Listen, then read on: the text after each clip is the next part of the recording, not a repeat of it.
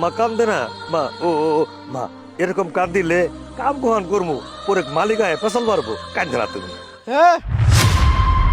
কাম বাদ দে বয়ে আছো কে? বাবা বাচ্চারা কান্দিন আছে তাই হাত নয়তাছি। তোমার কাম করার দরকার নাই, তুমি যাও গা। বাবা তোমার বাবারে কইও যাতে চিন্তা না করে আমি কাজ কাম ছাড়ে দিমু। আধা বেলা কাম নাই এনে বসে আছো। বাবা তুমি এটা কি কইতাছ? কাম না করলে আমি খামু কি? বাচ্চাটারে কি খাওয়ামু? দরকার হইলে তুমি ভিক্ষে করে খাও গা। ভিক্ষে করে খামু? কি কও বাবা? তাহলে তোমার বাবারে কও যাতে আজকে কাজ কাম করছে বেতনটা দিয়ে দেয়। কে পয়সা দেওয়ার না, আব্বা না করে দিছে, তুমি যাও গা। বাবা যাও না বাবা, বেতনটা দিবার ব্যবস্থা করো তোমার বাপেরে কইয়া। হে আল্লাহ, হে আল্লাহ, তুমি আমার কোন পরীক্ষার মধ্যে ফেলাইলে? আগে তো আসলে এক পেট, এখন দুই পেট। আমি কেমনে চলবো আর বাচ্চাটারে কেমনে মানুষ করবো? হে আল্লাহ, তুমি আমার কাছে আমার হিসেবে আড়াইছ, আমি কখনো খেয়ানত করবো না। আমার যতই পরিশ্রম হইক আমি বাচ্চাটারে মানুষ করবো। দরকার পড়লে ভিক্ষা করবো। কাঁদে না মা। আমরা বিভিন্ন প্রকার উদ্ভিদের বৈশিষ্ট্য ও শ্রেণীকক্ষের সম্পর্কে জেনেছি। আমরা জানি আলো ছাড়া আমরা দেখতে পাই না, আলো না থাকলে গাছপালা জন্মাতো না, প্রাণী খাবার পেত না। আমাদের খাদ্য ও বৈশিষ্ট্যে যে সব জীব থেকে আসে যা জন্মাতো না আলো ছাড়া, তাই জীবন।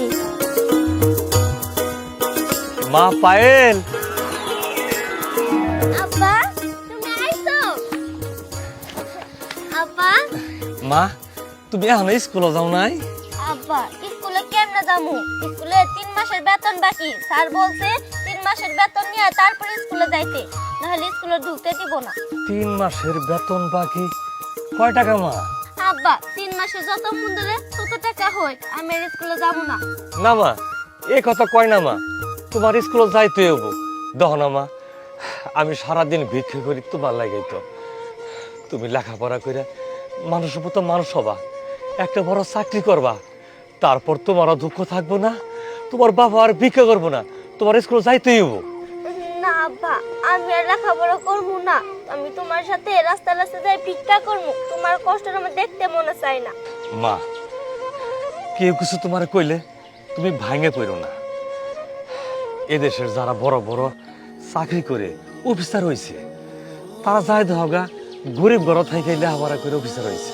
আর কেউ যদি তোমারে ফকিরের মেয়ে বলে টিটকারি দেয়, তুই ফকিরের মেয়ে লেখাপড়া বাদ দে, তোর বাপ ভিক্ষে করে, তুই কি অফিসার হবি নাকি?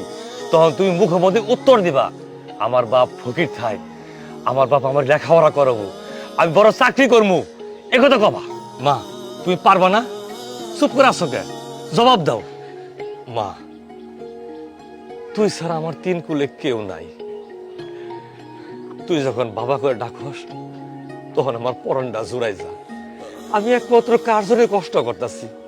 তোর লাইফে তুই ভালো থাকবি কইরে, তুই লেখাপড়া করে মানুষের মতো মানুষ হবি, তুই চাকরি করবি, তুই সমাজের মুখ দাঁড়ায় বলবি ফকিরের মেয়ে আমি অফিসার হয়েছি, আমার গর্বে বুকটা মা ভরে যাবো গা। মা তুই লেখাপড়া বন্ধ করিস না, আমি তোর এতে একটা স্বপ্ন দেখছি, তুই স্বপ্নটা ভাঙে দিস না। তুই ফকিরের মেয়ে লেখাপড়া করে বিরাট বড় অফিসার হইবি, তুই গ্রামের মধ্যে দেখাই দিবি। মা তোর অনুরোধ করে কই, তুই লেখাপড়া বাদ দিস না। আচ্ছা আব্বা, আমি লেখাপড়া বাদ দিম না। আর ওই স্যার যদি আমার কেউ কোনো কিছু কইতে আসে, মুখের উপরে জবাব দিয়ে দিমু। আমি তো করে একদিন বড় অফিসারে দেখাই দিমু। চলো আব্বা, কালকে পান্তা ভাত আছে, তোমার খাইতে দি। আচ্ছা মা চল। হ্যাঁ পায়েল, আম্মা ধরে একটু আমার কাছে আঙ্গ বাড়ি। কে শান্ত ভাই, তোমার আম্মা আমার ডাকবো কে? কয়টা থালি বাসন আছে মানজিবি, আর ঘর দোয়ারটি ঝাড়ু দিয়া তোর আর তোর মামার জন্য খাবার নিয়ে আবি। না, আমি তখন বাসা বাইতুগুলি কাম করা বাদ দিয়ে দিছি। আব্বা খালি আমার লেখাপড়া করবে কইছে। বাবা, তুই আবার করে কি করবি রে? তুই তো প্রাইমারি স্কুলের বারান্দা বাড়া হবি না। না, আমি বড় হয়ে একটা অফিসার হবো। আব্বা আমার উল্লি কাম করতে বাদ দিতে কইছে। আমার অনেক পড়া আছে, 2 দিন পর আমার এক্সাম। ইয়া আল্লাহ, তুই এক্সাম শিখে আনলেছিস, ইংলিশে কথা কস? আরে ফয়রের বেটি, তুই যে তৈলে আবার করস, তোর ভিক্ষা করে ভাত খাওয়া লাগবো। যাও সেদিন থেকে আমি তুমি পাইতে যাব না, যাও। যাবি না? না। ঠিক আছে।